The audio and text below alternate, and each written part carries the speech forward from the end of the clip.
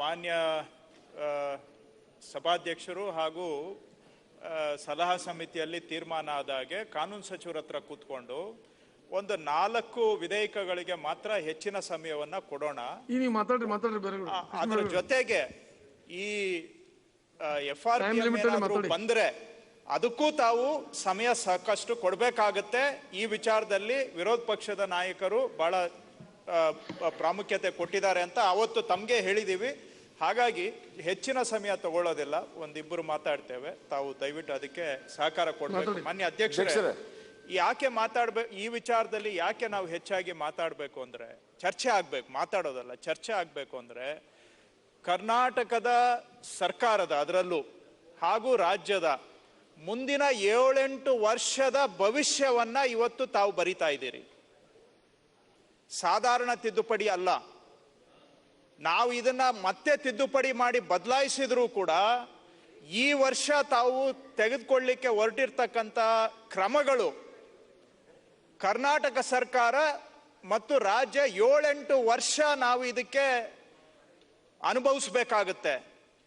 ಇಷ್ಟು ಪರಿಣಾಮಕಾರಿಯಾಗಿರ್ತಕ್ಕಂಥ ಕಾನೂನನ್ನ ನಾವು ಇದರ ಎಲ್ಲ ಆಯಾಮಗಳನ್ನ ಚರ್ಚೆ ಮಾಡದೆ ಅಷ್ಟು ಸರಳವಾಗಿ ಒಪ್ಪಲಿಕ್ಕೆ ಆಗೋದಿಲ್ಲ.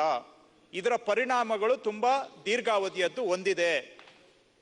ಹಾಗಾಗಿ ಮಾನ್ಯ ಅಧ್ಯಕ್ಷರೇ, ಕರ್ನಾಟಕ ಇಡೀ ದೇಶದಲ್ಲಿ ಆರ್ಥಿಕ ಶಿಸ್ತನ್ನ ಕಾಪಾಡೋದ್ರಲ್ಲಿ ಬಹುಶಃ 1ನೇ ಸ್ಥಾನದಲ್ಲಿ ಇದ್ದು ಬಂದಿದ್ದೇವೆ. ನಮ್ಮ ನಾಯಕರು ಹೇಳಿದ್ರು ಅದನ್ನ. 3 ಪ್ಯಾರಾಮೀಟರ್ಸ್ ಏನಿದಾವೆ, 3 ಪ್ಯಾರಾಮೀಟರ್ ಅನ್ನ ಕಟ್ಟುನಿಟ್ಟಾಗಿ ಪಾಲನೆ ಮಾಡಿರೋ ಯಾವುದಾದ್ರೂ ರಾಜ್ಯ ಇದೆ ಅಂತ ಹೇಳಿದ್ರೆ ಕಳೆದ 15 ವರ್ಷದಲ್ಲಿ ಅದು ಒಂದೇ ಒಂದು ರಾಜ್ಯ, ಕರ್ನಾಟಕ ಮಾತ್ರ. ಆರ್ಥಿಕ ಶಿಸ್ತಿನಲ್ಲಿ ಇಡೀ ದೇಶಕ್ಕೆ ನಾವು ಮಾದರಿಯಾಗಿ ಇಲ್ಲಿವರೆಗೂ ನಡ್ಕೊಂಡು ಬಂದಿದ್ದೇವೆ. ಎಷ್ಟೇ ಕಷ್ಟ ಬಂದ್ರೂ ಆರ್ಥಿಕ ಶಿಸ್ತನ್ನ ನಾವು ಉಲ್ಲಂಘನೆ ಮಾಡಿಲ್ಲ. ಅಂತಹ ಆರ್ಥಿಕ ಶಿಸ್ತನ್ನ ಇವತ್ತು ಈ 1 ವರ್ಷಕ್ಕೆ ಉಲ್ಲಂಘನೆ ಮಾಡೋದಲ್ಲ, ಬರೋ 10 ವರ್ಷಗಳಿಗೆ ನೀವು ಉಲ್ಲಂಘನೆ ಮಾಡಲಿಕ್ಕೆ ಹೊರಟಿದ್ದೀರಿ. ಇದರ ಪರಿಣಾಮವನ್ನ ತಾವು ಯೋಚನೆ ಮಾಡಿ. ಕೆಲವರು ಹೇಳಿದ್ರು ಹಿಂದಿನ ವರ್ಷ ಎಲ್ಲ ಯಾಕೆ ಚರ್ಚೆಗೆ ಬರಲಿಲ್ಲ ಅಂತ. ನಮ್ಮ ನಾಯಕರು ಹೇಳಿದ್ರು ಹಿಂದಿನ ವರ್ಷ ಯಾಕೆ ಇದು ಚರ್ಚೆ ಪ್ರಸ್ತುತ ಇರಲಿಲ್ಲ ಅಂತ ಹೇಳಿದ್ರೆ, ಕಳೆದ 10-15 ವರ್ಷಗಳಲ್ಲಿ ಕರ್ನಾಟಕ ಆರ್ಥಿಕ ಪ್ರಗತಿ ದರ ಸರಾಸರಿ 8%ಗಿಂತ ಜಾಸ್ತಿ ಇದೆ. ಅಂದ್ರೆ GSDP ಗ್ರೋತ್ ರೇಟ್ 8ರಿಂದ 15% ಪ್ರತಿ ವರ್ಷ ನಾವು ಸಕಾರಾತ್ಮಕವಾದಂತ ಬೆಳವಣಿಗೆ ದರವನ್ನ ಇಟ್ಕೊಂಡು ಬಂದಿದ್ದೇವೆ. ಅದರಲ್ಲಿ ನಮ್ಮ ಆದಾಯ ವೃದ್ಧಿ, ರೆವಿನ್ಯೂ ಗ್ರೋತ್ ಸರಾಸರಿ ಪ್ರತಿ ವರ್ಷ 12% ರೆವಿನ್ಯೂ ಗ್ರೋತ್ ಇಟ್ಕೊಂಡು ಬಂದಿದ್ದೇವೆ. ಎಲ್ಲ ವರ್ಷ ಸರಾಸರಿ ತಗೊಂಡ್ರೆ 12 ವರ್ಷ. GST ಕೌನ್ಸಿಲ್ 14% ಯಾಕೆ ಫಿಕ್ಸ್ ಮಾಡಿದೆ ಅಂದ್ರೆ ಕರ್ನಾಟಕ ಗ್ರೋತ್ ರೇಟ್ 15ರಿಂದ 16% ಇತ್ತು ರೆವಿನ್ಯೂ ಗ್ರೋತ್ ರೇಟ್. ವ್ಯಾಟ್ ಅಲ್ಲಿ ನಾವು ಡಿಮ್ಯಾಂಡ್ ಮಾಡಿದ್ವಿ 15% ಇರಬೇಕು ಅಂತ. ಕರ್ನಾಟಕ ರಾಜ್ಯವನ್ನು ಅಕಾಮಡೇಟ್ ಮಾಡೋದಕ್ಕೆ 14% ಫಿಕ್ಸ್ ಮಾಡಿದ್ರು. We are one of the highest revenue growth rate States in the country. ಯಾಕೆ ಹೇಳ್ತಾ ಇದ್ದೀನಿ ಅಂದ್ರೆ ಕರ್ನಾಟಕ ರಾಜ್ಯದ ಆರ್ಥಿಕ ವ್ಯವಸ್ಥೆ, ಎಕಾನಮಿ ಆರ್ ಆದಾಯ, ರೆವಿನ್ಯೂ ಎರಡನ್ನೂ ಸಹ ರಾಜ್ಯದಲ್ಲಿ ಮಾನ್ಯ ಸಿದ್ದರಾಮಯ್ಯನವರು ಸರ್ಕಾರ ಆಗಿರಬಹುದು, ಬೇರೆಯವರು ಆಗಿರಬಹುದು, ಹಾಗೂ ನಮ್ಮ ಅಧಿಕಾರಿಗಳು ಬಹಳ ಉತ್ತಮವಾಗಿ ನಿಭಾಯಿಸ್ಕೊಂಡು ಬಂದಿದ್ದಾರೆ ಇಲ್ಲಿವರೆಗೆ. ಅವ್ರಿಗೆಲ್ಲರಿಗೂ ನಾನು ಅಭಿನಂದನೆ ಸಲ್ಲಿಸ್ತೇನೆ. ಆದರೆ ಇವತ್ತು ಆ ಶಿಸ್ತು ಎಲ್ಲವೂ ಸಹ ನುಚ್ಚು ನೂರು ಆಗ್ತಾ ಇದೆ ಇವತ್ತಿನ ದಿನ. ಅದರಿಂದ ನಾವು ಎಚ್ಚರಿಕೆ ವಹಿಸಬೇಕು. ದೇಶದಲ್ಲಿ ಸುಮಾರು 18-20 ರಾಜ್ಯಗಳು ಆರ್ಥಿಕ ಶಿಸ್ತನ್ನ ಕಾಪಾಡಿಲ್ಲ.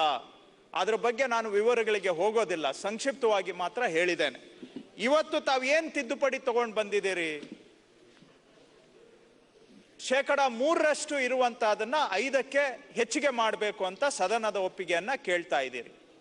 ಆದರೆ ಒಟ್ಟು ಸಾಲ 25% ಇರಬೇಕು ಅಂತ ಏನು ನಿಬಂಧನೆ ಇದೆ, ಅದರಲ್ಲಿ ತಾವು ಯಾವುದೇ ವಿನಾಯಿತಿಯನ್ನ ಇದರಲ್ಲಿ ಕೇಳ್ತಾ ಇಲ್ಲ.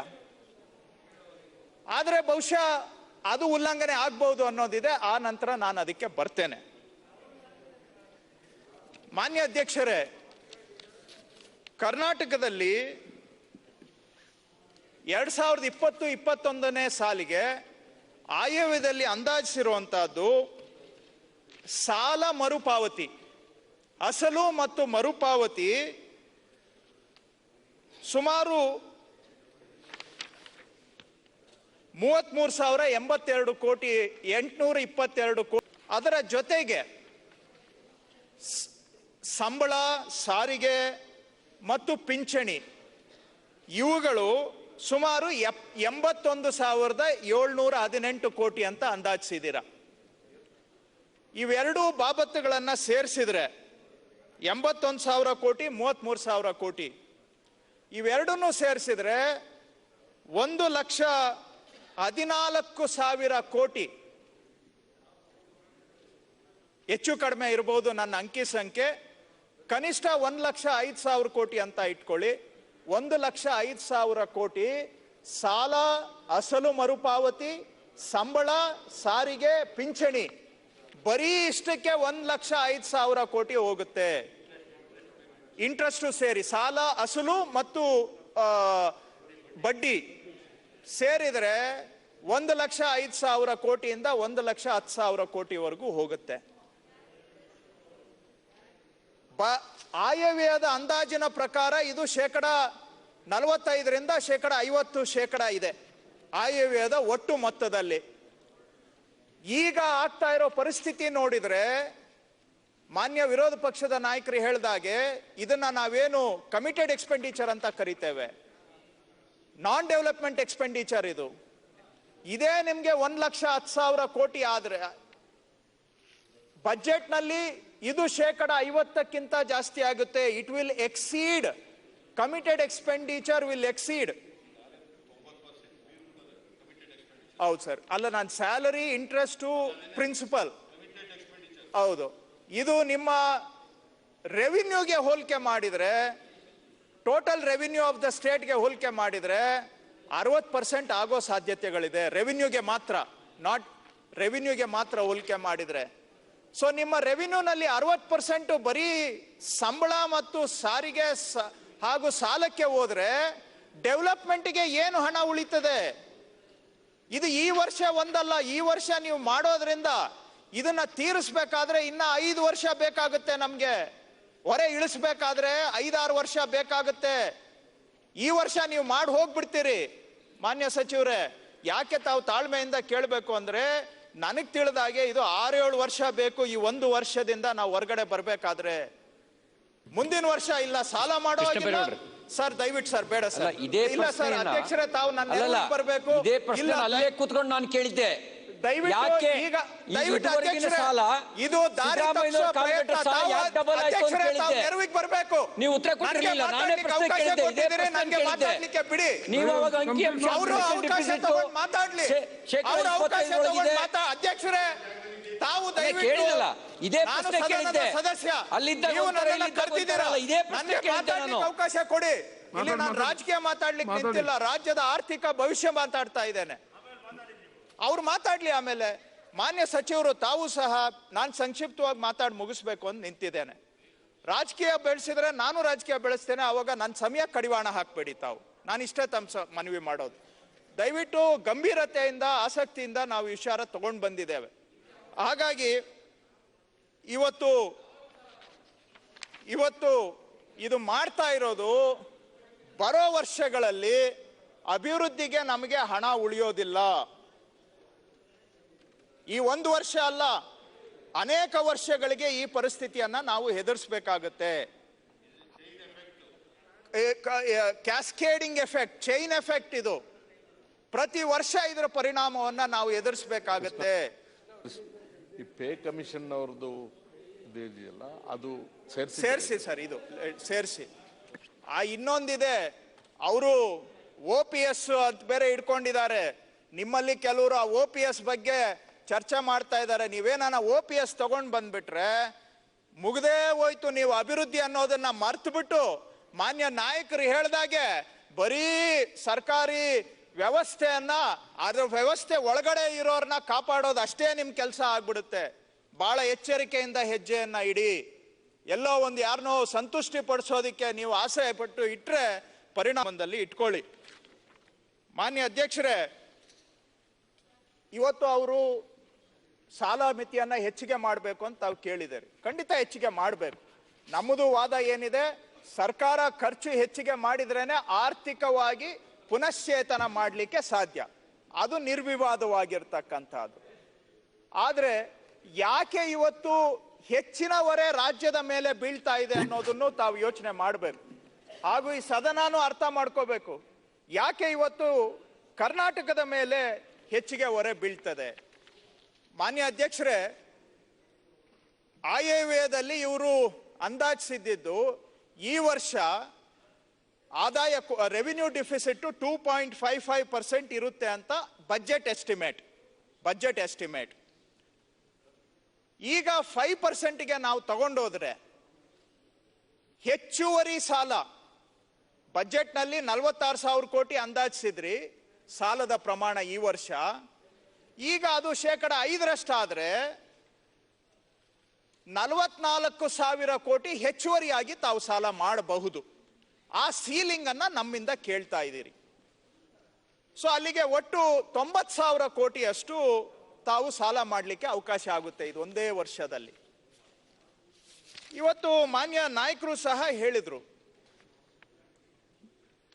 ಇದನ್ನ ನೀವು 5% ಅಂತ ಹೇಳ್ತಾ ಇದ್ದೀರಿ, ಪ್ಲಸ್ ಓವರ್ ಆಲ್ 25% ಎಕ್ಸಿಡ್ ಆಗಬಾರ್ದು. ಆದರೆ ನಿಮ್ಮ ಬಜೆಟ್ ಕ್ಯಾಲ್ಕುಲೇಷನ್ ಅಲ್ಲಿ ಈ ವರ್ಷ ಆರ್ಥಿಕ ವ್ಯವಸ್ಥೆಯ ಗಾತ್ರ GSTP ಸುಮಾರು 18,000 ಕೋಟಿ ಅಂತ ನೀವು ಎಸ್ಟಿಮೇಟ್ ಮಾಡಿದ್ದೀರಿ. ಕರೆಕ್ಟಾ ಸರ್? ಆದ್ರೆ ಫಸ್ಟ್ ಕ್ವಾರ್ಟರ್ ಅಲ್ಲಿ ಎಕಾನಮಿ 24% ನೆಗೆಟಿವ್ ಆಗಿದೆ. ಈ ವರ್ಷದ ಓವರ್ ಆಲ್ ಗ್ರೋತ್ ರೇಟ್ ಕನಿಷ್ಠ ಪಕ್ಷ 10% ಮೈನಸ್ ಆಗುತ್ತೆ ಅಂತ ಇದೆ. ನನ್ನ ಅಂದಾಜು ಅಂದ್ರೆ ನಂದೇನು, ನಾನು ಎಕ್ಸ್ಪರ್ಟ್ ಅಲ್ಲ, ಮಾನ್ಯ ಸಿದ್ದರಾಮಯ್ಯನವ್ರು ಹೇಳಿದಾಗೆ ನಾನು ಏನು ಎಕಾನಮಿಸ್ಟ್ ಅಲ್ಲ. ಆದರೆ ಸರಾಸರಿ 12-13% ಅಂತೂ ಮೈನಸ್ ಗ್ರೋತ್ ರೇಟ್ ಆಗುತ್ತೆ. ನೀವು 18 ಲಕ್ಷ ಕೋಟಿ ಅಂತ ಈ ವರ್ಷದ ಅಂದಾಜು ಮಾಡಿ ಅದರ ಮೇಲೆ ಆಧಾರವಾಗಿಟ್ಕೊಂಡು ಸಾಲದ ಮಿತಿಯನ್ನ ಫಿಕ್ಸ್ ಮಾಡ್ತಾ ಇದ್ದೀರಿ. That is wrong. I am not mincing my words, it is wrong. ನೀವು ಯಾಕಂದ್ರೆ ಈ ವರ್ಷ ಸಿದ್ದರಾಮಯ್ಯನವರು ಹೇಳಿದ್ರು, ವಿರೋಧ ಪಕ್ಷದ ನಾಯಕರು 1/4 ಕೋಟ ಆದ್ರೆ 12 ಲಕ್ಷ ಆಗ್ಬೋದು ಈ ವರ್ಷದ ಆರ್ಥಿಕ GSTP ಸೈಜು. ಆಯ್ತು, 1/4 25% ಕೋತ ಆಗ್ಲಿಲ್ಲ ಅಂತ ಇಟ್ಕೊಳ್ಳಿ. ನೀವು 10-12% ಕೋತ ಆದ್ರೂ ಒಂದು 14 ಲಕ್ಷ ಕೋಟಿಗೆ GSTP ಫಿಕ್ಸ್ ಆಗುತ್ತೆ ಈ ವರ್ಷ. ಸೊ ನಿಮ್ಮ ಬಾರೋಯಿಂಗು ಆಕ್ಚುಯಲ್ಸ್ ಮೇಲೆ ಇರಬೇಕೇ ಹೊರತು not on the notional projection of 18 lakh crores. ಈ ವರ್ಷ ನಿಮ್ಮ GSTP will not be 18 lakh crores. I am making it very clear. ಹಾಗೂ ಸರ್ಕಾರ ಇದರಲ್ಲಿ ನಮಗೆ ಉತ್ತರ ಕೊಡುವಾಗ ಭರವಸೆಯನ್ನ ಕೊಡಬೇಕು. ಇದನ್ನ ಕಳೆದ ವರ್ಷದ GSTP ಮೇಲೆ ನಿಗದಿ ಮಾಡಿ ಅಥವಾ ಈ ವರ್ಷದ ವಾಸ್ತವ GSTP ಮೇಲೆ ನಿಗದಿ ಮಾಡ್ತೇವೆ ನಾವು. It will not be on the projected budget projection ಮೇಲೆ ಅಲ್ಲ ಅನ್ನೋದು ತಾವು ಭರವಸೆಯನ್ನ ಕೊಡಬೇಕು ಉತ್ತರ ಕೊಡುವಾಗ. ಇಲ್ಲ ಅಂತ ಹೇಳಿದ್ರೆ ಸದನವನ್ನ ತಾವು ಉದ್ದೇಶಪೂರ್ವಕವಾಗಿ ತಪ್ಪುದಾರಿಗೆ ಹೇಳ್ದಾಗೆ ಆಗುತ್ತೆ. ಬಿಕಾಸ್ ವಾಸ್ತವಾಂಶ ಇವತ್ತು ನಮಗೆ ಗೊತ್ತಿದೆ, ನಿಮ್ಮ ಬಜೆಟ್ ಪ್ರೊಜೆಕ್ಷನ್ ಈ ವರ್ಷ ರಿಯಲೈಸ್ ಆಗೋದಿಲ್ಲ. ಸೊ ದಯವಿಟ್ಟು ಆಕ್ಚುಯಲ್ ಏನಿದೆ ಆಕ್ಚುಯಲ್ ಮೇಲೆ ಅನ್ನೋ ಭರವಸೆಯನ್ನ ತಾವು ಕೊಡಬೇಕು. ಆಕ್ಚುಯಲ್ ಮೇಲೆ ಆದ್ರೆ ನಿಮ್ದು ಒಟ್ಟು ಸಾಲ ಏನು 25%ಗಿಂತ ಕಮ್ಮಿ ಇರಬೇಕು ಅಂತ ಇದೆ, ಬಹುಶಃ ಅದು ಉಲ್ಲಂಘನೆ ಆಗುತ್ತೆ ಈ ವರ್ಷ. ಯಾಕೆ ಅಂದ್ರೆ GSTP ಶ್ರಿಂಕ್ ಕೋಟಿಗೆ ಬಂದ್ರೆ ಒಟ್ಟು ಸಾಲ 25%ಗಿಂತ ಜಾಸ್ತಿ ಆಗುತ್ತೆ. ಅದಕ್ಕೆ ತಿದ್ದುಪಡಿ ತಾವು ತಗೊಂಡು ಬಂದಿಲ್ಲ. ಆದ್ರೆ ಬರೋ ಎಲ್ಲಾ ಆಗೋ ಸಾಧ್ಯತೆಗಳು ಇದ್ರೂ ಸಹ ಅದಕ್ಕೆ ಯಾಕೆ ತಿದ್ದುಪಡಿ ತಗೊಂಡು ಬಂದಿಲ್ಲ ತಾವು ಅನ್ನೋದನ್ನು ಉತ್ತರ ಕೊಡಬೇಕಾಗುತ್ತೆ. There is every likelihood we will cross that ceiling also. So ಹಾಗಾಗಿ ಇದಕ್ಕೆ ಉತ್ತರ ಕೊಡುವಂತ ಸಂದರ್ಭದಲ್ಲಿ ತಾವು ಸ್ಪಷ್ಟೀಕರಣವನ್ನ ಕೊಡಬೇಕು. ಈ ಎರಡೂ ವಿಚಾರಗಳಲ್ಲಿ ಭರವಸೆಯನ್ನು ಸಹ ತಾವು ಸದನಕ್ಕೆ ಕೊಡಬೇಕು ಅನ್ನೋದು ನನ್ನ ಬೇಡಿಕೆ ತಮ್ಮಲ್ಲಿ. ಮಾನ್ಯ ಅಧ್ಯಕ್ಷರೇ, ಇದು ಯಾಕೆ ಈ ರೀತಿ ನಮ್ಮ ಮೇಲೆ ಹೆಚ್ಚು ಹೊರೆ ಬಂದಿದೆ ಅಂತ ಹೇಳಿದ್ರೆ, ಕೇಂದ್ರ ಸರ್ಕಾರದಿಂದ ನಮಗೆ ಯಾವ ಅನುದಾನಗಳು ಬರಬೇಕಾಗಿತ್ತು ಆ ಅನುದಾನಗಳು ಬರದೇ ಇರೋದ್ರಿಂದ ಆ ಎಲ್ಲಾ ಹೊರೆ ಇವತ್ತು ರಾಜ್ಯದ ಮೇಲೆ ಬೀಳ್ತಾ ಇದೆ. ನಾನು ಸ್ವಲ್ಪ ಇದರಲ್ಲಿ ಸದನಕ್ಕೆ ಉತ್ತರ ಕೊಡಬೇಕಾದಂತ ಜವಾಬ್ದಾರಿ ನನ್ನ ಮೇಲಿದೆ. ಯಾಕೆ ಅಂದ್ರೆ ಇದಕ್ಕೆ ಸಂಬಂಧಪಟ್ಟಂತ ಕಾನೂನುಗಳು ರಚನೆ ಆದಾಗ ಕರ್ನಾಟಕದ ಪ್ರತಿನಿಧಿಯಾಗಿ ನಾನು GST ಕೌನ್ಸಿಲ್ನಲ್ಲಿ ಇದ್ದೆ. ಹಾಗಾಗಿ ನನ್ನ ಕೆಲಸವನ್ನ ಆವತ್ತಿನ ದಿನ ನಾನು ಸರಿಯಾಗಿ ಮಾಡಿದಿನಾ ಇಲ್ವಾ, ನಾನು ತಪ್ಪು ಮಾಡಿದ್ರಿಂದ ಏನಾದರೂ ಇವತ್ತು ಈ ಪರಿಸ್ಥಿತಿ ಬಂದಿದೆಯಾ ಅನ್ನೋ ಪ್ರಶ್ನೆನೂ ಉದ್ಭವ ಆಗುತ್ತೆ. ಮಾನ್ಯ ಅಧ್ಯಕ್ಷರೇ, GST ಕೌನ್ಸಿಲ್ನಲ್ಲಿ GST ಪರಿಹಾರದ ಸಂಬಂಧಪಟ್ಟ ಹಾಗೆ ಬಹಳ ವಿಸ್ತೃತವಾದಂಥ ಚರ್ಚೆಗಳಾದವು. GST ಕೌನ್ಸಿಲ್ನ 7ನೇ, 8ನೇ ಮತ್ತು 9ನೇ ಸಭೆಯಲ್ಲಿ ಈ ವಿಚಾರಗಳು ಚರ್ಚೆಗೆ ಬಂದವು. ಆ ಚರ್ಚೆಗೆ ಬಂದಾಗ ಕೆಲವು ತೀರ್ಮಾನಗಳು ಬಹಳ ಸ್ಪಷ್ಟವಾಗಿ ಆಗಿದೆ. ತಮ್ಮ ಗಮನಕ್ಕೆ ತರ್ತಾ ಇದ್ದೇನೆ. ಇದು ನಾನೇನು ಹೇಳೋದು ಏನಾದರೂ ತಪ್ಪಿದ್ರೆ ಅದರ ನಡವಳಿಗಳು ಇವತ್ತು ಸರ್ಕಾರದಲ್ಲಿ ತಮ್ಮ ಹತ್ರನೂ ಇದೆ, ಅಧಿಕಾರಿಗಳ ಹತ್ರನೂ ಇದೆ. 7, 8, 9ನೇ ಸಭೆಯಲ್ಲಿ ಆದಂಥ ತೀರ್ಮಾನಗಳು, ಚರ್ಚೆಯ ನಂತರದ ತೀರ್ಮಾನಗಳು ಈ ರೀತಿ ಇದೆ. ಈ ತೀರ್ಮಾನಗಳನ್ನು ಪ್ರಕಟ ಮಾಡಿದವರು ಯಾರೂ ಅಲ್ಲ, ಅಂದಿನ GST ಮಂಡಳಿಯ ಅಧ್ಯಕ್ಷರು ಹಾಗೂ ಕೇಂದ್ರ ಹಣಕಾಸು ಸಚಿವರಾಗಿದ್ದಂಥ ಮಾನ್ಯ ಅರುಣ್ ಜೈಟ್ಲಿ ಅವರು. ಒಂದು ತೀರ್ಮಾನ, the compensation would be 100% of revenue loss. ಎರಡನೇದು, it would be paid within the stipulated period of 5 years. ಮೂರನೇದು, the central government has the obligation to pay. ಇದನ್ನು ಹೇಳಿದ್ಯಾರು? ಮಾನ್ಯ ಅರುಣ್ ಜೈಟ್ಲಿ ಅವರು. ಯಾರು ವ್ಯಕ್ತಿ ಬಿಟ್ಬಿಡಿ, ಕೇಂದ್ರ ಹಣಕಾಸು ಸಚಿವರು, ಕೇಂದ್ರದ ಪ್ರತಿನಿಧಿ ಹಾಗೂ ಮಂಡಳಿ ಅಧ್ಯಕ್ಷರು. Only the manner of funding has to be decided by the council. Only the manner of funding has to be decided by the council. If there was to be a shortage, the required funds could be borrowed. ಇದು ಆವತ್ತೇ ಚರ್ಚೆ ಆಗಿದೆ. ಇವತ್ತು ಏನು ಉದ್ಭವ ಆಗಿದೆ, ಇಂಥ ಪರಿಸ್ಥಿತಿ ಬರಬಹುದು, ಕಾಂಪನ್ಸೇಷನ್ ಫಂಡ್ನಲ್ಲಿ ಇರುವಂತಹ ಹಣ ಸಾಕಾಗಷ್ಟು ಆಗದೆ ಹೋಗ್ಬಹುದು, ಕೊರತೆ ಉದ್ಭವ ಆಗ್ಬಹುದು. ಕೊರತೆ ಉದ್ಭವ ಆದಾಗ ಇದನ್ನ ನಾವು ಸಾಲದ ರೂಪದಲ್ಲಿ ತಗೊಳ್ಬೇಕು, ರಾಜ್ಯಗಳಿಗೆ ಪೂರ್ತಿ ಕೋತಾವನ್ನ ಕೊಡಬೇಕು ಅನ್ನುವಂಥದ್ದು ಆವತ್ತೇ ತೀರ್ಮಾನ ಆಗಿದೆ. ಬೇಕಾದ್ರೆ ನಾನು ನಿಮ್ಗೆ ಸೆಕ್ರೆಟರಿ ಅವರು ಏನು ಆವತ್ತು ಹೇಳಿದ್ರು ಸಭೆಗೆ, ಅದನ್ನ ಒಂದೇ ಒಂದು ಕ್ಷಣದಲ್ಲಿ ತಮ್ಗೆ ಹೇಳ್ತೇನೆ, ಅದಕ್ಕೆ ಬರ್ತೇನೆ, ಹೇಳ್ತೇನೆ ಯಾರು ಅಂತ. ಅದು ಕೇಂದ್ರನೂ ಅಲ್ಲ. ನಿಜವಾಗಿ ಹೇಳ್ಬೇಕಾದ್ರೆ ಈ ರಾಜ್ಯಗಳು ಏನಿವತ್ತು ಒತ್ತಾಯ ಮಾಡ್ತಾ ಇದ್ದಾವೆ, ಅದನ್ನ ಕೇಂದ್ರ ಸರ್ಕಾರ ಮಾಡಿದ್ರೆ ಅವ್ರ ಮೇಲೆ ನಯಾ ಪೈಸಾ ಹೊರೆ ಬರೋದಿಲ್ಲ, ಕೇಂದ್ರಕ್ಕೆ 1 ರೂಪಾಯಿನೂ ತೊಂದರೆ ಆಗೋದಿಲ್ಲ. ಅದೇ ಮಾರ್ಗ ಇವತ್ತು GST ನಲ್ಲೇ ಇದೆ. ಚರ್ಚೆ ಆಗಿದೆ, ಇದೆಲ್ಲ ಹೇಳ್ತೇನೆ ಸರ್ ಒಂದೇ ನಿಮಿಷದಲ್ಲಿ. ಆವತ್ತು ಚರ್ಚೆಯ ನಂತರ ಕೌನ್ಸಿಲ್ ಸೆಕ್ರೆಟರಿ ಯಾರು ಅಂದ್ರೆ ಕೇಂದ್ರದ ಹಣಕಾಸು ಕಾರ್ಯದರ್ಶಿಗಳು. ಅವರು ಏನು ಅಶ್ಯೂರೆನ್ಸ್ ಕೊಟ್ಟರು, that central government could raise resources by other means for compensation, and this could then be recouped by the continuation of cess beyond 5 years. ಇದನ್ನು ಎಕ್ಸ್ಪ್ಲೇನ್ ಮಾಡ್ತೇನೆ. He stated that other decisions, including possibility of market borrowing for payment of compensation, was part of the minutes of the 8th meeting and need not be incorporated in the law.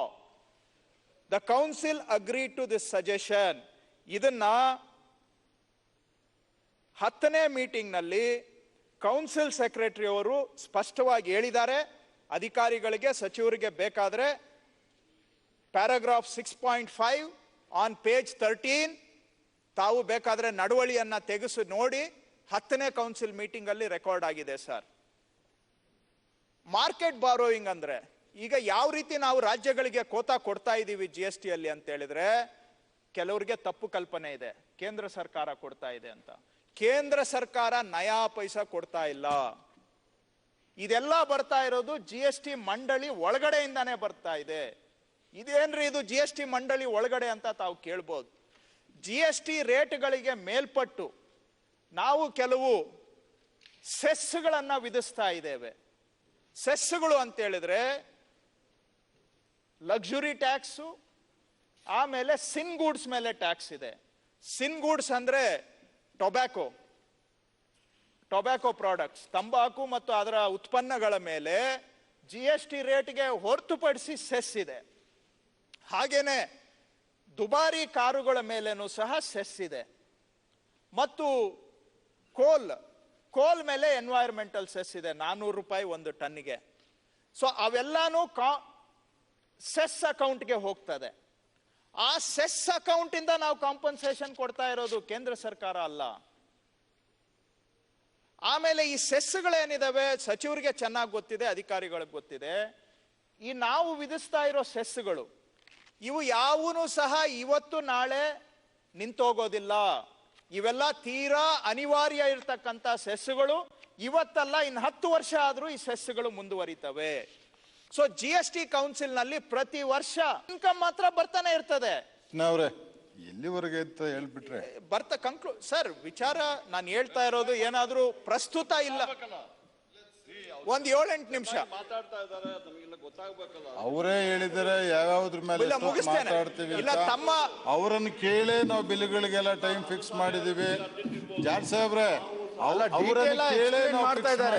ನಮ್ಗೆಲ್ಲ ಬಹಳ ಚೆನ್ನಾಗಿ ಕೇಂದ್ರದಿಂದ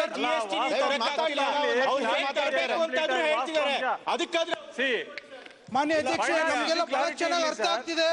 ದಯವಿಟ್ಟು ಇದ್ರ ಬಗ್ಗೆ ಒಂದ್ ಸ್ವಲ್ಪ ಅವಕಾಶ ಮಾಡಿಕೊಡಿ. ಕೇಂದ್ರದಿಂದ GST ನಿಮಗೆ ತರಕ್ಕಾಗ್ತಿಲ್ಲ, ಅವ್ರು ಹೇಗ್ ತರಬಹುದು? ಅಧ್ಯಕ್ಷರೇ, ತಾವು ಕೃಷ್ಣ ಬೈರೇಗೌಡರಿಗೆ ಯಾವಾಗ್ಲೂ ತಾವು GST ಕೃಷ್ಣ ಅಂತ ಈಗಲೂ ಕರಿತೀನಿ ನಾನು. ಯಾಕೆ ನಮ್ಗೆ ಏನೇನ್ ಅನ್ಯಾಯ ಆಗ್ತಾ ಇದೆ ಕೇಂದ್ರ ಸರ್ಕಾರದಿಂದ ಎಲ್ಲರಿಗೂ ಗೊತ್ತಾಗ್ಲಿ. ಈಗ ಹೇಳಿದ್ದಾರೆ, ಅವ್ರು ಹೇಳ್ತಾರೆ. ಈಗ ಜೊತೆಗೆ ಹೋಗಿ ಸರಿಪಡಿಸೋದು ನೋಡೋಣ. ಅದು ಅವ್ರು ಸಚಿವರ ಅನಿವಾರ್ಯತೆ ನನಗೆ ಹೊಸೊಬ್ರು ಬಹಳ ಚೆನ್ನಾಗಿ ಅರ್ಥ ಆಗ್ತಿದೆ. ಇದು ವಿವರವಾಗಿ ಬರ್ಲಿ ಇರ್ಲಿ.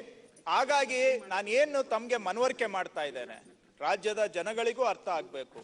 ಇವತ್ತು ಅವರು ಏನ್ ಈ ವರ್ಷ ಸುಮಾರು 2,30,000 ಕೋಟಿ GST ನಲ್ಲಿ ಕೋತ ಆಗುತ್ತೆ ಅಂತ ಇದೆ. ಅದನ್ನ ಸೆಸ್ ಅಕೌಂಟ್ ಇಂದ ಸಾಲ ಕೇಂದ್ರ ಸರ್ಕಾರ ಅಲ್ಲ. ಕೇಂದ್ರ ಸರ್ಕಾರಕ್ಕೆ 1 ರೂಪಾಯಿ ಹೊರೆ ಆಗೋದಿಲ್ಲ. ನೀವು 2022ರಿಂದ 2030 ತಗೊಂಡ್ರೆ 8 ವರ್ಷ, ಪ್ರತಿ ವರ್ಷ 7 ಅಥವಾ 70,000 ಅಥವಾ 80,000 ಕೋಟಿ ರೆವಿನ್ಯೂ ಅಂತ ಇಟ್ಕೊಂಡ್ರೆ 7-8 ಲಕ್ಷ ಕೋಟಿ ಬರುತ್ತೆ ನಿಮ್ಗೆ. GST ಕೌನ್ಸಿಲ್ಗೆ ಬರುತ್ತೆ. ಇದು ಕೇಂದ್ರ ಸರ್ಕಾರಕ್ಕೂ ಹೋಗಲ್ಲ. 7-8 ಲಕ್ಷ ಕೋಟಿ ರೆವಿನ್ಯೂ ಇರೋವಾಗ 2,30,000 ಕೋಟಿ ಬಾರೋ ಮಾಡೋದಕ್ಕೆ ಏನ್ ಕಷ್ಟ ನಿಮ್ಗೆ? ಯಾವ ರಾಜ್ಯಗಳಿಗೂ ತೊಂದರೆ ಆಗೋದಿಲ್ಲ, ಯಾವ ಕೇಂದ್ರಕ್ಕೂ ತೊಂದರೆ ಆಗೋದಿಲ್ಲ. ಇವತ್ತು ಇದನ್ನ ಒನ್ ಟೈಮ್ ಮೆಜರ್ ಅಂತ ನೀವು ತಗೊಂಡ್ ಬಂದು ಕರ್ನಾಟಕವನ್ನ ಇನ್ನ 5-6 ವರ್ಷ ಸುಧಾರಿಸ್ಕೊಳ್ಳಕ್ಕೆ ಆಗದೆ ಇರುವಷ್ಟು ಪರಿಸ್ಥಿತಿಗೆ ಯಾಕೆ ನೂಗ್ತಾ ಇದ್ದೀರಿ? It is a sadistic move by the central government. It is not necessary.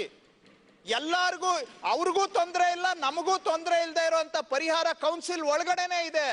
ನಮ್ಮ ರಾಜ್ಯ ಒಂದೇ ಅಲ್ಲ, ಎಲ್ಲಾ ರಾಜ್ಯಗಳನ್ನು ಯಾಕೆ ಈ ಕಷ್ಟಕ್ಕೆ ತಳ್ತಾ ಇದ್ದಾರೆ ಅನ್ನೋದು ನನಗೆ ಅರ್ಥ ಆಗದೆ ಇರೋ ವಿಚಾರ. ಸೆಸ್ಸಲ್ ಕಡಿತ ಆದ್ರೆ ಏನ್ ಮಾಡ್ತೀರಿ? ಸರ್, ಆ ಸೆಸ್ಗಳು ಎಲ್ಲಾನು ಎಸೆನ್ಷಿಯಲ್ ಈ ಕೊರೋನಾದಿಂದ ಅಲ್ಲ ಆಗೋದಿಲ್ಲ ಅಂತ ಹೇಳಂಗಿಲ್ಲ. ಅಲ್ಲ, ಒಂದ್ ವೇಳೆ ಅದನ್ನ ಎಕ್ಸ್ಪ್ಲೈನ್ ಮಾಡಿ. ದಯವಿಟ್ಟು ನಾನು ಹೇಳ್ತೇನೆ, ದಯವಿಟ್ಟು ಇಲ್ಲ, ಒಂದ್ ನಿಮಿಷ. ಅಲ್ಲ ಗೌಡ್ರೆ, ಏನೇ ಕಡಿಮೆ ಆದ್ರೂ 7-8 ವರ್ಷದ ಅವಧಿಯಲ್ಲಿ 5-6 ಲಕ್ಷ ಕೋಟಿ ಅಂತೂ ಬಂದೇ ಬರ್ತದೆ. ಇವೆಲ್ಲ ಅನಿವಾರ್ಯ ವಸ್ತುಗಳು ಆಗಿರೋದ್ರಿಂದ ಒಂದು 5-6 ಲಕ್ಷ ಕೋಟಿ ಅಂತೂ ಫಿಕ್ಸ್ಡ್ ರೆವಿನ್ಯೂ ಇದೆ. ಈ ಸೆಸ್ ಇದಲ್ದೇ ಇದ್ರೆ ಇನ್ನೊಂದ್ರ ಮೇಲೆ ನಾವು ಹಾಕೋ ಸ್ವಾತಂತ್ರ್ಯ GST ಕೌನ್ಸಿಲ್ಗೆ ಇದೆ. ಸೊ ಹಾಗಾಗಿ ಈ ಸೆಸ್ಸು ಬಂದೇ ಬರುತ್ತೆ. ಅದರ ಮುಖಾಂತರ ಸಾಲವನ್ನ ಮರುಪಾವತಿ ಮಾಡಬಹುದು. ಇವತ್ತು GST 1ರಲ್ಲೇನೆ 15, 16, 17 ಸಾವಿರ ಕೋಟಿ ಹೆಚ್ಚುವರಿ ಸಾಲ ಇವತ್ತು ನಮ್ಮ ರಾಜ್ಯದ ಮೇಲೆ ಬೀಳ್ತಾ ಇದೆ. ಅದೊಂದೇ ಅಲ್ಲ, ಇವತ್ತು ನೀವು 15th ಫೈನಾನ್ಸ್ ಕಮಿಷನ್ ಅಲ್ಲಿ ನಮ್ಗೇನ್ ಬರ್ಬೇಕಾಗಿತ್ತು, ಮಾನ್ಯ ವಿರೋಧ ಪಕ್ಷದ ನಾಯಕರು ಹೇಳಿದ್ರು. ಅವ್ರು ಹೇಳಿದ್ದನ್ನ ರಿಪೀಟ್ ಮಾಡೋದಿಲ್ಲ, ಬೇರೆ ಹೇಳ್ತೇನೆ. ನಮಗೆ 2019-20 ಸಾಲಿನಲ್ಲಿ ಕೇಂದ್ರ ಸರ್ಕಾರದಿಂದ ತೆರಿಗೆಗಳಲ್ಲಿ ನಮ್ಮ ಪಾಲು, ಇದು ಗ್ರಾಂಟ್ ಅಲ್ಲ, ತೆರಿಗೆಗಳಲ್ಲಿ ನಮ್ಮ ಪಾಲು, our share of the central taxes, ಅವ್ರು ಕಲೆಕ್ಷನ್ ಮಾಡೋದು ಅವ್ರ ಕೆಲಸ, ಕಲೆಕ್ಷನ್ ಮಾಡಿ ನಮ್ಮ ಶೇರ್ ನಮಗೆ ಕೊಡಬೇಕು. ಒಂದು ರೀತಿಯಲ್ಲಿ ಅವರು ನಮ್ಮ ಏಜೆಂಟ್ ಇದ್ದಾಗೆ. 37,089 ಕೋಟಿ ಇತ್ತು ಮಾನ್ಯ ಅಧ್ಯಕ್ಷರೇ, ಯಾವಾಗ 19-20ರಲ್ಲಿ 19-20ರಲ್ಲಿ ರಿವೈಸ್ಡ್ ಫಿಗರ್ಸ್ ಇದೆ. ಆದ್ರೆ ಈ ವರ್ಷ ಅದು 31,000 ಕೋಟಿಗೆ ಕುಸಿತಿದೆ. ಮತ್ತೆ ಇಯರ್ ಎಂಡ್ ಆಗೋದ್ರೊಳಗಡೆ 30,000ಕ್ಕಿಂತ ಕಮ್ಮಿ ಆಗ್ಬೋದು. ಸೊ ಸೆಂಟ್ರಲ್ ಡೆವಲ್ಯೂಷನ್ ಅಲ್ಲೇನೆ ನಮಗೆ ಸುಮಾರು 8-9 ಕೋಟಿ ಕೋತ ಆಗ್ತಾ ಇದೆ. ಅದನ್ನ ಸರಿದೂಗಿಸೋದಿಕ್ಕೆ ಇವತ್ತು ಸಾಲ ಮಾಡ್ತಾ ಇದ್ದಾರೆ. ಎಲ್ಲಿಂದ ಬರ್ಬೇಕಾಗಿತ್ತು ಈ ದುಡ್ಡು? ಕೇಂದ್ರ ಸರ್ಕಾರದಿಂದ ಬರಬೇಕಾಗಿದ್ದಂತ ದುಡ್ಡು. ಗ್ರಾಂಟ್ಸ್ ಫ್ರಮ್ ದ ಸೆಂಟರ್, ದಯವಿಟ್ಟು ಕ್ಷಮಿಸಬೇಕು, ನಾನು ತಪ್ಪು ಹೇಳಿದೆ, ಶಿವಲಿಂಗೇಗೌಡರು ಕರೆಕ್ಟ್ ಹೇಳಿದ್ರು. 2019-20ರಲ್ಲಿ ಕೇಂದ್ರದಿಂದ ನಮ್ಮ ಪಾಲು ತೆರಿಗೆಗಳಲ್ಲಿ 39,000 ಬರಬೇಕಾಗಿತ್ತು, ಬಂದಿದ್ದು ಬರೀ 30,000. ಈ ವರ್ಷ ಇನ್ನ ದುರಂತ, ಅದು 28,000 ಕೋಟಿಗೆ ಕುಸಿಯುತ್ತೆ. ಅಲ್ಲಿಗೆ ಕೇಂದ್ರ ಸರ್ಕಾರ ಬಜೆಟ್ ಅನೌನ್ಸ್ಮೆಂಟ್ ಕೊಟ್ಟರೆ ಸರ್, ನಾವು 28 ಕೊಡೋದು ಅಂತ. ಹೌದು, ಸುಮಾರು 12,000 ಕೋಟಿ ಕೇಂದ್ರದಿಂದ ನಮಗೆ ತೆರಿಗೆಯಲ್ಲಿ ಬರಬೇಕಾದಂತಹ ಹಣ ಹೋದ ವರ್ಷಕ್ಕಿಂತ ಕಡಿಮೆ ಆಗ್ತಾ ಇದೆ. 12,000 ಕೋಟಿ. ಆ 12,000 ಕೋಟಿಯನ್ನ ಸರಿದೂಗಿಸೋದಿಕ್ಕೆ ಈಗ ನಾವು ರಾಜ್ಯ ಸಾಲ ಮಾಡಕ್ ಹೊರಟಿದೆ. ಕೇಂದ್ರದಿಂದ ಬರಬೇಕಾಗಿದ್ದಂತ ಹಣ ಕೋತೆ ಆಗಿದ್ದಕ್ಕೆ ಯಾರಪ್ಪ ಕೊಡಬೇಕು ಅಂದ್ರೆ ಕರ್ನಾಟಕದ ಜನ ತೆರಿಗೆಯನ್ನ ಕೊಡಬೇಕಾಗಿದೆ. ಮಾನ್ಯ ಅಧ್ಯಕ್ಷರೇ, ತಮ್ಮ ಗಮನಕ್ಕೆ ತರ್ತೇನೆ, ನಾವು ಕರ್ನಾಟಕದಲ್ಲಿ ₹1 ತೆರಿಗೆ ಕಟ್ಟಿದ್ರೆ ನಮಗೆ ಕೇಂದ್ರದಿಂದ ಬರೋದು ಬರೀ 47 ಪೈಸಾ. ಬೇರೆ ರಾಜ್ಯಗಳಿಗೆ ₹1 ತೆರಿಗೆ ಕಟ್ಟಿದ್ರೆ ₹1.70 ಪೈಸಾ ಬರುತ್ತೆ ಅವರಿಗೆ. ಒಂದಕ್ಕೆ ಡಬಲ್ ಬೇರೆ ರಾಜ್ಯಗಳಿಗೆ, ಕರ್ನಾಟಕಕ್ಕೆ 50% ಇಲ್ಲ. ನಾವು ಬೇರೆ ರಾಜ್ಯಕ್ಕೆ ಹೆಚ್ಚಿಗೆ ಕೊಡಿ ಅಂತ ನಾವು ಹೇಳ್ತಾ ಇಲ್ಲ, ಕೊಡಬೇಡಿ ಅಂತ ಹೇಳ್ತಾ ಇಲ್ಲ, ಕೊಡಿ. ಬಿಕಾಸ್ ಅವರು ಎಲ್ಲ ನಮ್ಮ ಸಹೋದರರೇ, ನಾವು ಹಂಚ್ಕೋಬೇಕು. ಚೆನ್ನಾಗಿದ್ದಾಗ ಇನ್ನೊಬ್ಬರ ಜೊತೆ ಹಂಚಿ ಬಾಳಿದ್ರೇನೆ ಒಕ್ಕೂಟ ವ್ಯವಸ್ಥೆ ಬೆಳೆಯೋದು. ನಾಳೆ ನಮ್ ಕಷ್ಟದಲ್ಲಿದ್ದಾಗ ಅವರು ನಮ್ಗೆ ಸಹಾಯ ಮಾಡ್ಬೇಕಾದ್ರೆ ಯಾಕೆ ಪದೇ ಪದೇ ಕರ್ನಾಟಕಕ್ಕೆ ಈ ತರ ಅನ್ಯಾಯ ಮಾಡ್ತಾ ಇದ್ದೀರಿ ತಾವು? ಅದಲ್ಲದೆ ಸಿದ್ದರಾಮಯ್ಯನವ್ರ ಪಾಯಿಂಟ್ ಹೇಳಿದ್ರು, ಅದನ್ನ ನಾನು ರಿಪೀಟ್ ಮಾಡ್ಲಿಕ್ಕೆ ಹೋಗೋದಿಲ್ಲ. ಕೃಷ್ಣ ಬೈರೇಗೌಡ್ರೆ, ಲೀಡರ್ ಬಹಳ ಚೆನ್ನಾಗಿ ಮಾತಾಡೋರೆ. Don't politicalise the issue. ನಾವು ಬಹಳ ಗೌರವವಾಗಿ 2 ಗಂಟೆ ಕೇಳಿದೀವಿ. ಈಗ ಅಲ್ಲ ಅಧ್ಯಕ್ಷರೇ, ನನ್ನ ವಿಚಾರ ಏನಿದೆ, ಸಮಯ ಅಷ್ಟೇ, ಸಮಯ ನಡೀತಾ. ನಾನು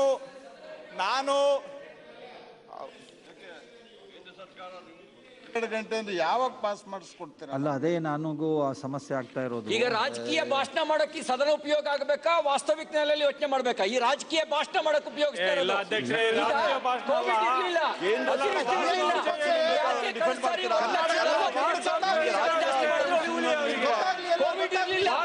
ಅತಿವೃಷ್ಟಿ ಇರಲಿಲ್ಲ,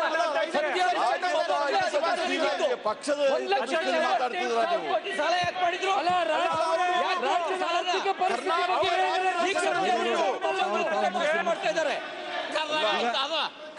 ಉಳಿದವರು ದಯವಿಟ್ಟು ಮಾತಾಡಬೇಡಿ. ದಯವಿಟ್ಟು ಕೃಷ್ಣ ಬೈರೇಗೌಡರು ಮುಗಿಸ್ತಾ ಇದ್ದಾರೆ.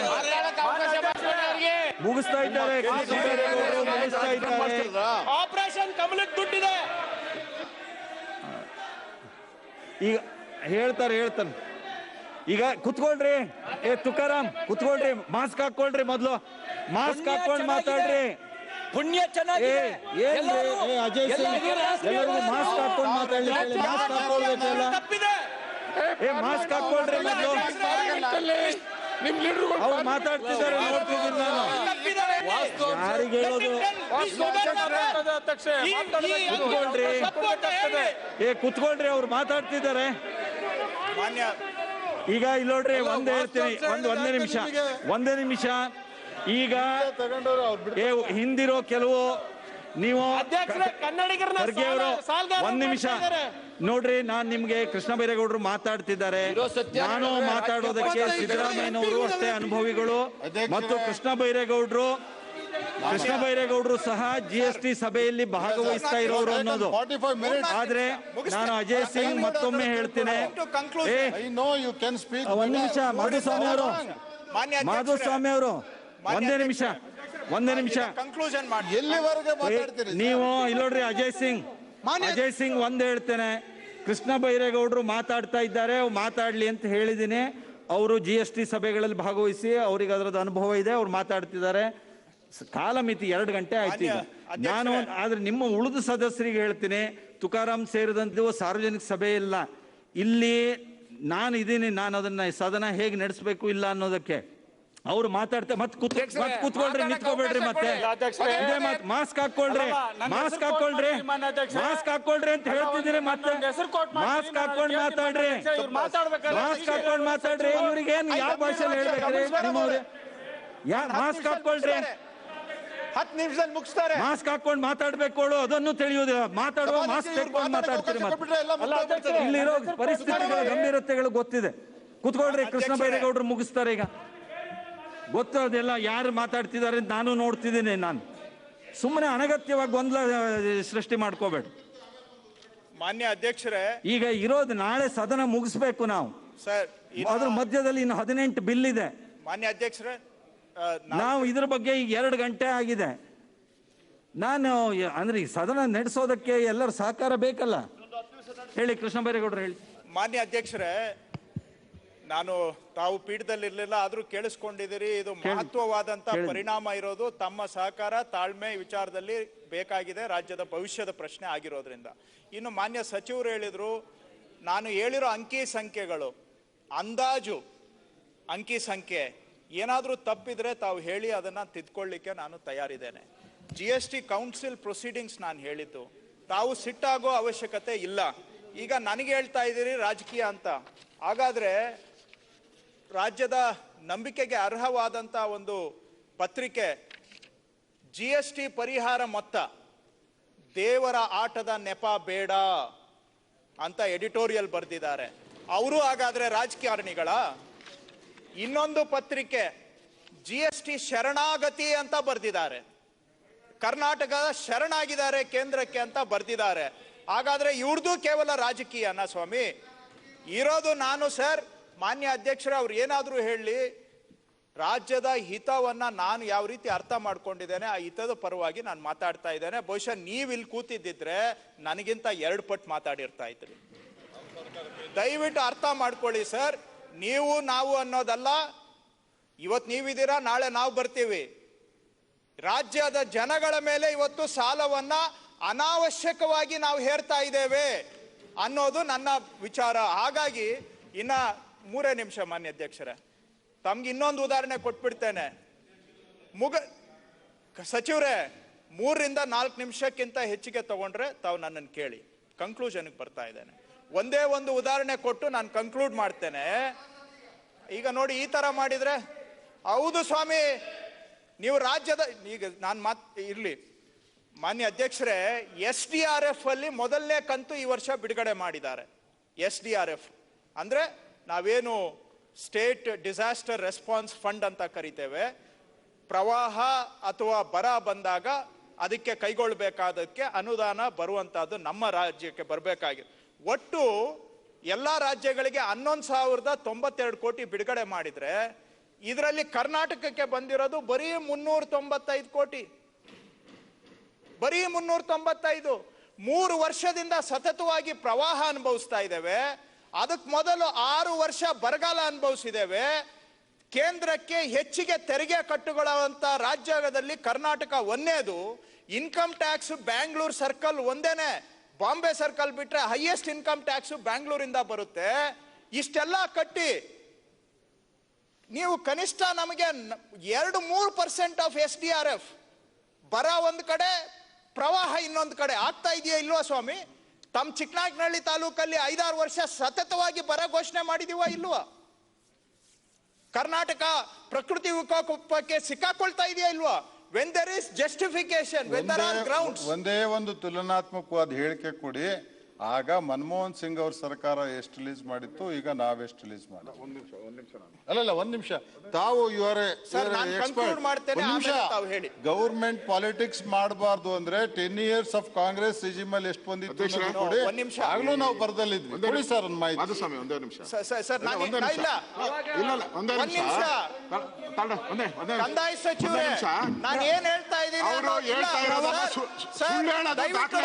ಮುಗಿಸ್ಲಿಕ್ಕೆ ಅವಕಾಶ ಕೊಡಿ. ದಾಖಲೆಗೆ ಹೋಗ್ಬಾರ್ದು. ಸರ್ಕಾರದ ಕರ್ತವ್ಯ ಸುಳ್ಳನ್ನ ದಾಖಲೆಗೆ ಹೋಗ್ಬಾರ್ದು. ದಾಖಲೆಗೆ ಹೋಗ್ಬಾರ್ದು ಸುಳ್ಳು. ಅವ್ರು ಹೇಳ್ತಾ ಇರೋ ಸುಳ್ಳು ದಾಖಲೆಗೆ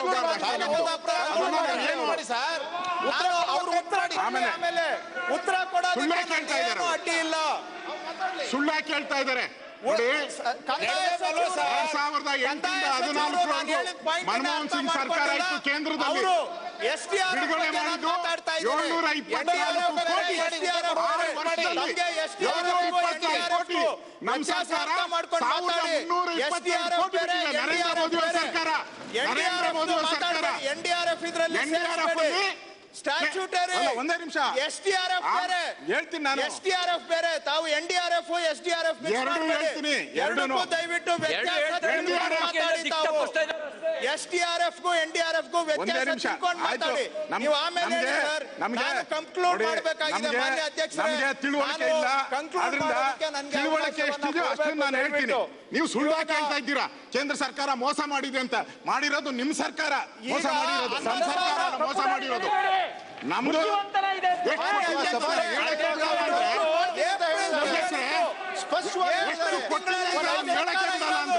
ತಪ್ಪು ಮುಚ್ಕೋಣಕ್ಕೆ ಹೋಗ್ತಾ ಇದ್ದಾರೆ.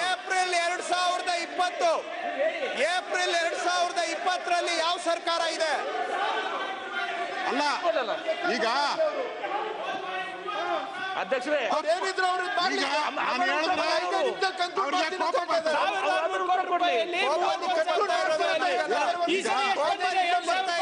ಸಚಿವರೇ, ನನಗೆ ಬರ್ತಾ ಇಲ್ಲ. ನೀವು ಅಂದ್ರೆ ಅವ್ರಿಗೆ ನಾ ಹೇಳೋದು ಬೇಕಾಗಿಲ್ಲ. ಒಂದ್ ನಿಮಿಷ ಒಂದೇ ನಿಮಿಷ. ಅವ್ರು ಏನೋ ಹೇಳಿದಾರಲ್ಲ, ಅವ್ರ ತರ 45 ನಿಮಿಷ ನಾನು ಮಾತಾಡಲ್ಲ. 45 ನಿಮಿಷ ನಾನು ಮಾತಾಡಲ್ಲ. ನನಗೆ 2 ನಿಮಿಷ. ಅಧ್ಯಕ್ಷರು ಕೊಟ್ಟಿದ್ದಾರೆ, ಅನುಮತಿ ಕೊಟ್ಟಿದ್ದಾರೆ ಸರ್. ನೋಡಿ, ಒಂದ್ ನಿಮಿಷ. ಕೃಷ್ಣ ಬೈರೇಗೌಡರು ಎಲ್ಲ ಹೇಳ್ಬೇಡಿ. ಈಗ ಸತ್ಯನ ಇಲ್ವಾ ಹೇಳಿದ್ದು? ಈಗ ಏಪ್ರಿಲ್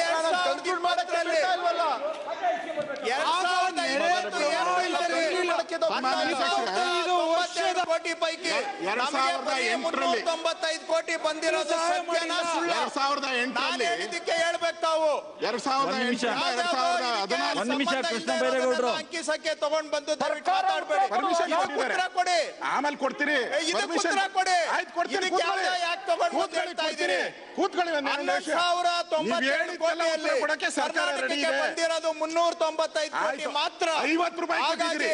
50 ರೂಪಾಯಿ ಕೊಟ್ಟಿದ್ದೀರಿ. ಹೇಳಿ ಹಾಗಾದ್ರೆ. ಹೇಳ್ತೀನಿ. ಇವತ್ತು ರಾಜ್ಯದಲ್ಲಿ ಪ್ರವಾಹ ಇದೆಯಾ ಇಲ್ವೋ? ಕಳೆದ ವರ್ಷ ಪ್ರವಾಹ ಬಂದಿದೆಯಾ ಇಲ್ವೋ? ಮೊದಲ ವರ್ಷ ಪ್ರವಾಹ ಬಂದಿದೆಯಾ ಇಲ್ವೋ?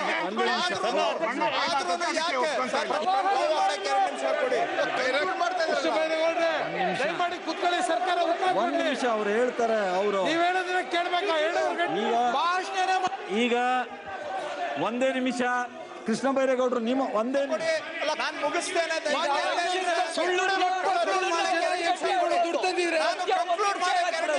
ನಾನು ಮುಗಿಸ್ತೇನೆ. ಆಮೇಲೆ ಈಗ ಒಂದ್ ನಿಮಿಷ. ಅಶೋಕ್ ಅವರು ಒಂದೇ ನಿಮಿಷ. ಅವ್ರು 2 ನಿಮಿಷ ಮುಗಿಸ್ತೀನಿ ಹೇಳಿದಾರೆ. ಅವ್ರು ಮುಗಿಸಿದ ನಿಮ್ಗೆ ಕೊಡ್ತೀನಿ. ಒಂದೇ ನಿಮಿಷ. ಅದನ್ನೇ ಹೇಳಿ ಪಾಠ ಇಲ್ಲ ಅಂತ ಹೇಳ್ತಾನೆ ಇದ್ದಾರೆ ಅವರು. ಒಂದೇ ನಿಮಿಷ. ಅವ್ರು ಮುಗಿಸ್ಬಿಡ್ತಾರೆ. ಮುಗಿಸಿದ ತಕ್ಷಣ ನಿಮ್ಗೆ ಕೊಡ್ತೀನಿ. ನಿಮ್ಗೆ ಕೊಡ್ತೀನಿ. ನೀವು ಹೇಳಿ. ಒಂದೇ ನಿಮಿಷ. ಅಧ್ಯಕ್ಷರೇ, ನಾನು ಕನ್ಕ್ಲೂಷನ್ ಅಲ್ಲಿ ಇಷ್ಟೇ ಹೇಳಲಿಕ್ಕೆ ಬಯಸ್ತೇನೆ. ಒಂದ್ ನಿಮಿಷ ತಡ್ರಿ. ಅವ್ರು ಮಾತಾಡ್ತಿದ್ದಾರೆ. ವಿರೋಧ ಪಕ್ಷದ ಸರ್, ಮನಮೋಹನ್ ಸಿಂಗ್ ಗೌರ್ಮೆಂಟ್ ಅಲ್ಲಿ ಈ ತರ ಪ್ರವಾಹ ಎಲ್ಲಿ ಮತ್ತೆ